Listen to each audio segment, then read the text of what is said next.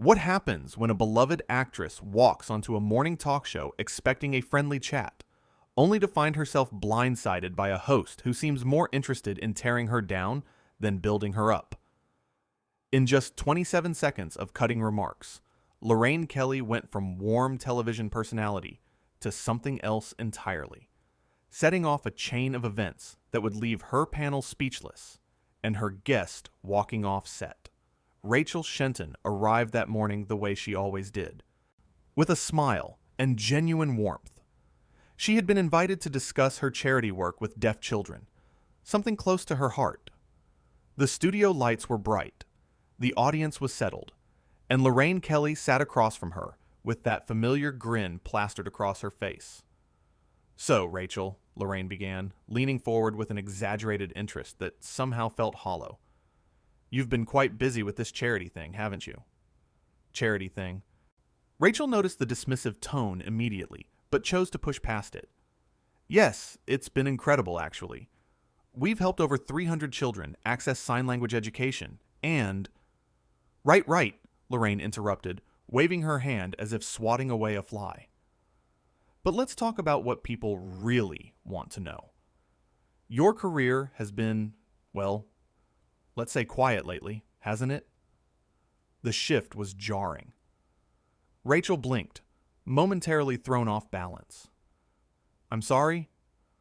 "Come on, darling," Lorraine continued, and there was something sharp in her voice now, something that made the other panelists shift uncomfortably in their seats. "You had that one role everyone remembers, won your little award, and then... what? Where did you go?" Sitting to Lorraine's left was Christine, one of the regular panelists, a fashion correspondent who suddenly found her notes extremely interesting. On the other side sat Mark, the show's entertainment reporter, who cleared his throat but said nothing. Rachel sat up straighter, her professionalism kicking in despite the unexpected attack. "I've been working consistently, Lorraine. I've done several projects, but more importantly, I've been focusing on the charity." "Yes, we know," Lorraine said, and now there was no mistaking the condescension dripping from every word. "But isn't that what people do when the real work dries up? Find a nice cause to attach themselves to. Get some good publicity?" The audience fell silent. You could hear someone cough nervously in the back row. "Excuse me?" Rachel's voice remained calm, but there was steel underneath it now. Christine finally spoke up, her voice tentative. "Lorraine, I think Rachel was trying to explain—" "I'm talking, Christine." Lorraine snapped without even looking at her fellow panelist. She kept her eyes fixed on Rachel, a predator who had found something to toy with. "You see, Rachel, what I find interesting is how celebrities like yourself use these causes. It's all very convenient, isn't it?" "Convenient?" Rachel repeated, her composure beginning to crack. "I'm sorry, but I need you to explain what you mean by that." "Oh, come off it," Lorraine laughed, but it was an ugly sound. "You show up, take some photos with deaf kids, everyone says how wonderful you are, and suddenly you're relevant again. Meanwhile, the rest of us have been here, doing the actual work, day in and day out." The words hung in the air like poison. Rachel felt her chest tighten, not from fear, but from the sheer audacity of what she was hearing. "Lorraine," she said carefully, "I think you're misunderstanding what this work actually involves. It's not about photos. It's about real children who need—" "Real children," Lorraine mimicked in a mocking tone. Yes, we get it. You're a saint. You're Mother Teresa with better hair." Someone in the audience gasped. Christine's face had gone pale. She looked like she wanted to sink through the floor. Mark shifted forward, attempting to intervene. "I think what's really impressive about Rachel's work is the longevity of her commitment. She's been involved with this charity for years, long before most people even knew about it." "Mark, please." Lorraine cut him off with barely concealed irritation. "Let's have an honest conversation for once on this show, instead of all this false praise and backpatting." She turned back to Rachel, her eyes glittering with something that looked almost like satisfaction. You know what your problem is? You think one award makes you special. You think it gives you the right to waltz in here and lecture us about charity while the rest of us are actually putting in the hours, doing real work. I haven't lectured anyone, Rachel said, in her voice stronger now. And I certainly don't think I'm special. I think the children I work with are special. I think the families who struggle every day to get their kids the education and support they need are special. This has never been about me. Oh, but it is about you though, isn't it? Lorraine leaned back in her chair with false casualness. Everything's about you, your award, your charity, your comeback. It's all very carefully constructed, very strategic. I've been in this business long enough to see through it. Christine finally found her voice, though it trembled. Lorraine, I really think we should move on to... We'll move on when I say we move on, Lorraine snapped, not even gracing Christine with a glance. This is my show, Christine. Mine. I decide what we talk about, and when we talk about it.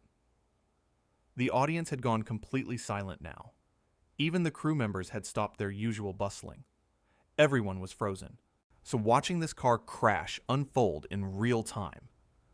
You know what I find fascinating? Lorraine continued, warming to her theme now. How selective celebrity charity work is. You chose deaf children. Very photogenic. Very sympathetic. But tell me, Rachel, do you work with any causes that aren't quite so media-friendly? Do you volunteer at homeless shelters? Do you visit prisons? Or did you specifically choose something that would make you look good? Rachel's hands gripped the arms of her chair. I chose this cause because my best friend growing up was deaf, because I saw firsthand how she struggled in a system that wasn't built for her, because I learned sign language when I was 12 years old, so I could communicate with her properly. This isn't strategy, Lorraine. Even this is personal. How convenient that your personal story aligns so perfectly with positive publicity. Lorraine shot back without missing a beat. Mark tried again, his voice firmer now. Look, can we just take a moment and remember why Rachel is actually here? She's opened 5 new learning centers in the past 2 years. She's personally funded scholarships for over 50 children. Those are concrete achievements, not publicity stunts. Mark, honestly, Lorraine said with exaggerated patience, as if explaining something to a child. You're too young to understand how this industry really works. Give it another decade, and you'll see what I see. Everyone has an angle. Everyone wants something. What do I want? Rachel asked quietly. Please, tell me. What exactly do you think I'm trying to get out of this? Lorraine smiled, and it was not a kind smile. Relevance, darling. You want people to remember your name. You want producers to think of you as more than just that one role.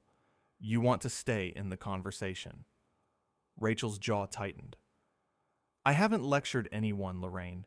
You invited me here to discuss. I invited you here, Lorraine interrupted again, her voice rising, to have a real discussion, not to listen to some sanctimonious speech about how wonderful you are for helping people. We all help people, darling. Yeah, some of us just don't need a camera crew following us around while we do it. Rachel shook her head slowly, as if trying to make sense of what she was hearing. There is no camera crew. I do most of my work privately.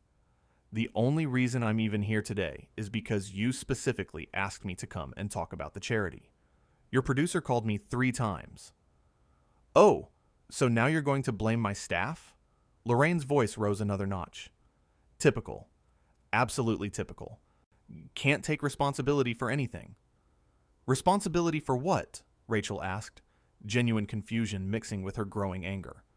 What exactly am I supposed to be taking responsibility for? For using vulnerable children as props for your career, Lorraine said bluntly, and the words landed like a slap. The studio had gone from uncomfortable to genuinely tense. The cameramen exchanged glances. The floor manager looked uncertain about whether to intervene. One of the camera operators actually lowered his equipment slightly, as if unsure whether he should still be filming this. Christine stood up abruptly. Lorraine, that's completely out of line. You can't say things like that. I can say whatever I want, Lorraine replied, her attention still fixed on Rachel. It's my show, my name on the title, my reputation. And I'm not going to sit here and pretend that every guest who walks through that door is pure and noble and beyond criticism. Criticism is one thing, Mark interjected, his voice tight with barely controlled anger. What you're doing right now is something else entirely. Lorraine finally tore her gaze away from Rachel to glare at Mark. And what exactly am I doing, Mark? Asking questions? Being honest? Refusing to participate in the usual celebrity worship? You're being cruel, Mark said simply. There's no other word for it. That's completely unfair, Rachel said, and now her voice was shaking, though whether from anger or hurt was impossible to tell. I've never sought publicity for this work. In fact, I've turned down most media requests because I want the focus to be on the children and their needs, not on me or my involvement. Oh, please, Lorraine scoffed, rolling her eyes dramatically. You're on my show right now, aren't you? If you didn't want publicity, you'd be at home. But here you are, sitting in that chair, wearing that carefully chosen outfit, makeup done perfectly, ready for your close-up. Don't insult my intelligence by pretending you don't want the attention. I came here because I was told it would help the charity, Rachel said, her voice gaining strength.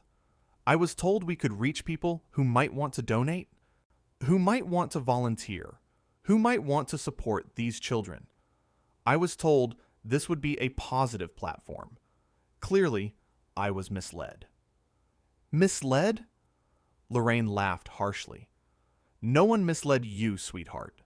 You came here with your own agenda, just like everyone does. You wanted the Lorraine Kelly bump. You wanted your charity mentioned on national television. Well, here we are. Are you happy now? Christine tried again, her voice firmer this time. Lorraine, this really isn't appropriate. Rachel is our guest. Whatever personal feelings you might have. Personal feelings? Lorraine whipped around to face her panelist, and there was genuine anger in her face now. This has nothing to do with personal feelings, Christine. This is about honesty. This is about finally having a real conversation instead of all the fake smiles and empty compliments we usually trade in. There's nothing fake about my work, Rachel said quietly, but there was power in those words. There's nothing fake about the children who can finally communicate with their families because of our programs. There's nothing fake about the parents who cry when they realize their child isn't broken or less than, that they just need different tools to succeed. Very touching, Lorraine said, but her tone stripped away any emotion from the words. Very rehearsed. Tell me, how many times have you given that exact speech? 10? 20? 100? That's enough, Rachel said, louder now. The change in her tone made everyone pay attention. Lorraine turned back to her, eyebrows raised mockingly. Oh, did I touch a nerve? Truth hurts, doesn't it, sweetheart? Hit a little too close to home? Don't call me sweetheart, Rachel said, her voice steady now, resolved. And don't you dare suggest that my work with deaf children is anything other than genuine. You don't know anything about why I do this work. Yet you don't know the first thing about my life, my motivations, or my heart. I know enough, Lorraine shot back, leaning forward aggressively. I know that you're sitting here, on my show, desperate for attention, because nobody's offering you the roles you think you deserve. I know that you need this charity, more than those children need you. The audience stirred uncomfortably. Several people were shaking their heads. One woman in the third row had her hand over her mouth, looking genuinely distressed. How dare you, Rachel said, and for the first time, real anger flashed across her face. How dare you minimize what these children go through? How dare you suggest that their needs are somehow less important than your need to score points on morning television? I'm not minimizing anything, Lorraine protested, but her voice lacked conviction. I'm simply pointing out that your involvement is what? Rachel challenged. Genuine? Sustained? Impactful? Yes, it is all of those things. And the fact that you can't accept that, the fact that you have to tear it down and make it into something ugly, says everything about you and nothing about me. Mark made one more attempt, standing up now. Look, can we just take a moment to reset here? This has clearly gotten out of hand, and I think... No, Mark, we can't take a moment, Lorraine snapped, her composure cracking further. I'm tired of pretending. I'm tired of sitting here, day after day, smiling and nodding while people like Rachel come on and act like they're saving the world with their pet projects. You want to help deaf children? Fine. Wonderful. Go help them. But don't come on national television and expect us all to throw you a parade for basic human decency. I never asked for a parade, Rachel said, her voice quiet but carrying clearly through the now silent studio. I asked for nothing except the opportunity to share information about a cause that matters. You're the one who turned this into something else. You're the one who made this hostile. And honestly, I have to wonder why. What did I do to you? What threat do I pose that made you decide to treat me this way? Lorraine's face flushed deeper. You don't pose any threat to me. Don't flatter yourself. Then why are you so angry? Rachel asked, and there was almost compassion in her voice now. Why are you so determined to tear me down? What is this really about? Rachel stood up. The movement was sudden enough that it caught everyone off guard. Her chair scraped against the studio floor, the sound amplified in the heavy silence. What are you doing? Lorraine asked, but for the first time, there was a flicker of uncertainty in her voice, a crack in her aggressive facade. I'm leaving, Rachel said simply. She reached up and unclipped her microphone with steady hands, her movements deliberate and calm. Sit down, Lorraine commanded, and now the mask had slipped entirely. This wasn't playful television banter anymore. This wasn't even professional disagreement. This was genuine anger, raw and exposed. You don't get to just walk off my show. Nobody walks off my show. Watch me, Rachel replied, placing the microphone carefully on her chair. You're being ridiculous, Lorraine said, her voice getting louder, more desperate. This is exactly what I'm talking about. The minute someone challenges you, the minute someone asks real questions instead of lobbing you softballs, you run away. You can't handle actual scrutiny. Rachel turned to face her fully, and though she no longer wore a microphone, her voice carried perfectly across the studio. You haven't asked me a single real question, Lorraine. You invited me here under false pretenses. You've insulted my work. You've questioned my motives. You've dismissed something I care deeply about. You've suggested I'm using vulnerable children for personal gain. That's not journalism. That's not even entertainment. That's just cruelty for the sake of cruelty. The audience began to murmur. Some people were nodding in agreement. Others looked shocked at the whole spectacle. A few were pulling out their phones, though studio rules technically prohibited it. How dare you? Lorraine stood up now too. Her face flushed with anger, and something else.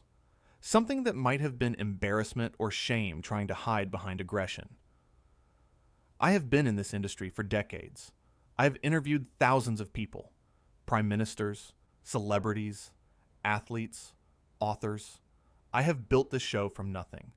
Don't you lecture me about journalism. Don't you come in here with your self-righteous attitude and tell me how to do my job. Then act like a journalist, Rachel said, and her voice carried across the studio with perfect clarity, strong and unwavering. Ask real questions with genuine curiosity. Show actual interest in your guests and their work. Treat the people who come on your show with basic respect and human decency. That's all I came here expecting, and that's what you failed to provide. Christine stood up, and to everyone's surprise, she moved to stand beside Rachel.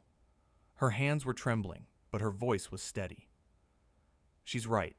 Though Lorraine, Christine, sit down, Lorraine hissed, her eyes flashing with fury. Sit down right now. No, Christine said, and though her voice shook, she didn't back down. She looked at Lorraine, this woman she had worked with for 5 years, this woman she had defended and admired and made excuses for. This has gone too far. I've sat here for 5 years watching you do this to guests, and I've said nothing because I was scared. Scared of losing my job. Scared of being on the receiving end of your anger. But Rachel doesn't deserve this. Nobody deserves to be treated this way. You're fired, Lorraine said flatly. Both of you. Get out. You can't fire me, Rachel said with a slight smile. I don't work for you. I'm just a guest who's leaving. Mark remained seated but spoke up, his voice carrying weight despite his younger age. I have to agree with them. This crossed a line, Lorraine. Way over the line.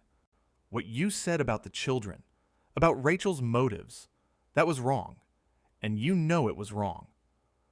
Lorraine looked around, seeming to realize for the first time that she had lost control of her own show. You're all being ridiculous. This is my show.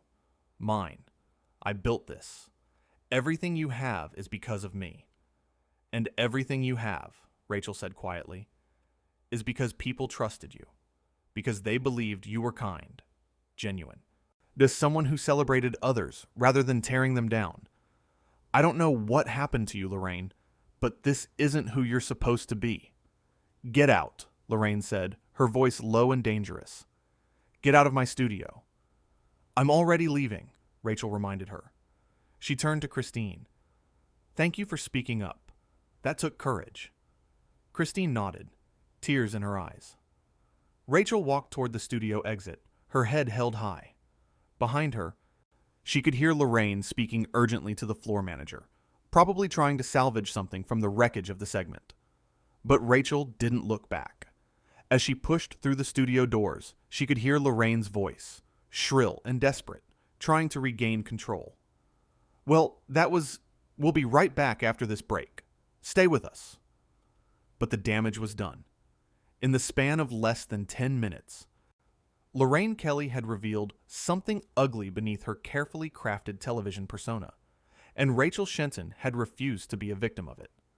The last thing Rachel heard before the studio doors closed behind her was the confused murmur of the audience, a sound that suggested they had just witnessed something they hadn't quite been prepared for. Something real, something raw, something that would be talked about long after the cameras stopped rolling. In the hallway outside, Rachel finally let out a long breath. Her hands were shaking now that the adrenaline was wearing off, but she felt strangely light. She had stood up for herself, for her work, for the children she was trying to help, and she had done it with dignity.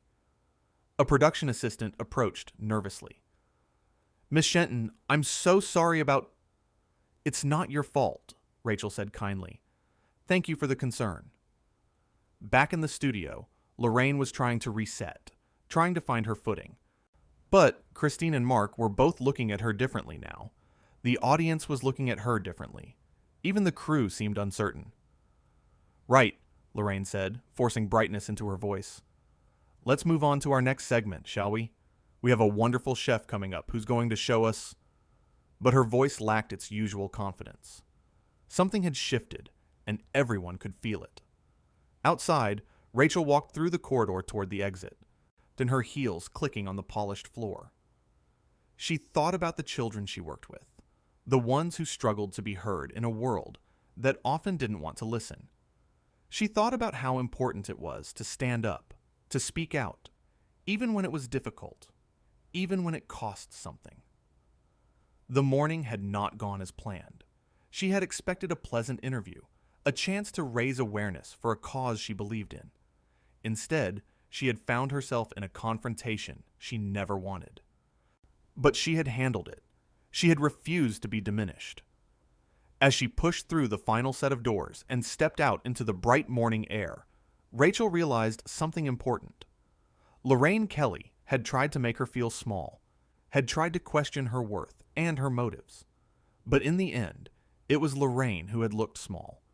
It was Lorraine who had revealed her own insecurities, her own need to tear others down to feel powerful. Rachel had simply refused to participate in that game. Inside the studio, the show continued, but it was off balance now. Lorraine introduced the chef with her practiced smile, but there was a brittleness to it. Christine sat quietly, no longer trying to contribute. Mark checked his phone, perhaps already reading the social media reaction that was surely beginning to build. The chef began his demonstration, talking cheerfully about seasonal vegetables, completely unaware of the tension that hung in the air like smoke. The audience watched, but they were distracted, still processing what they had just witnessed. During the commercial break, Lorraine turned to Christine. "I hope you're happy with yourself." Christine looked at her boss, this woman she had admired for so long, and felt mostly sadness. "I'm not happy about any of this, Lorraine, but I couldn't stay silent anymore." "You've probably just ended your career," Lorraine said coldly. "Maybe," Christine replied, "but at least I'll be able to look at myself in the mirror." Mark stood up, removing his microphone. "I think I'm done for today." "You walk out and you're finished here," Lorraine threatened. Mark paused, considered, then continued removing his microphone. "Then I'm finished." Lorraine watched him go, her expression unreadable. The floor manager approached, clipboard in hand, looking stressed. "Lorraine, we need to—" "I know," Lorraine cut him off. "Just give me a minute." She sat alone at the desk as the crew bustled around her, setting up for the next segment. For just a moment, with no cameras on her and no audience watching, her confident facade cracked. She looked tired. She looked uncertain. She looked perhaps for the first time in years, vulnerable. But then the floor manager called out, 30 seconds, and the mask went back up. Lorraine straightened her shoulders, fixed her smile, and prepared to face the cameras again. Back across town, Rachel Shenton sat in a cafe, her phone buzzing with messages from friends and colleagues who had been watching. She ignored them for now. Instead, she pulled out her laptop and opened the document where she kept notes about the charity's next project. There was work to do. Real work. Work that mattered. And whatever had happened in that studio, whatever Lorraine Kelly had tried to do, it hadn't changed that. It hadn't changed Rachel's purpose or her commitment. If anything, it had strengthened her resolve. She began typing, planning the next sign language workshop, thinking about the children who would benefit, imagining their faces when they learned a new way to express themselves. This was what mattered. Not television appearances, not hostile hosts, not career politics or public perception, just the work itself and the people it helped. Rachel smiled to herself, a genuine smile unlike the forced ones she had worn in the studio, and kept writing. The morning had been difficult, but she had survived it. More than that, she had stood her ground, and in the end, that was what she would remember.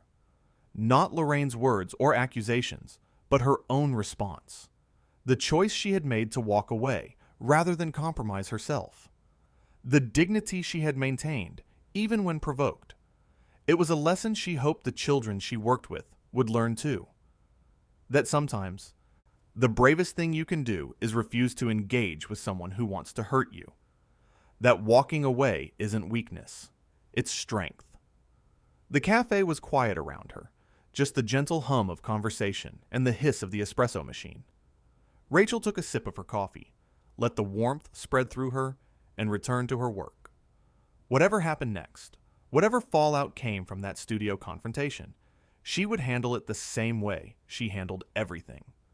With grace, with purpose, and with her eyes fixed firmly on what truly mattered.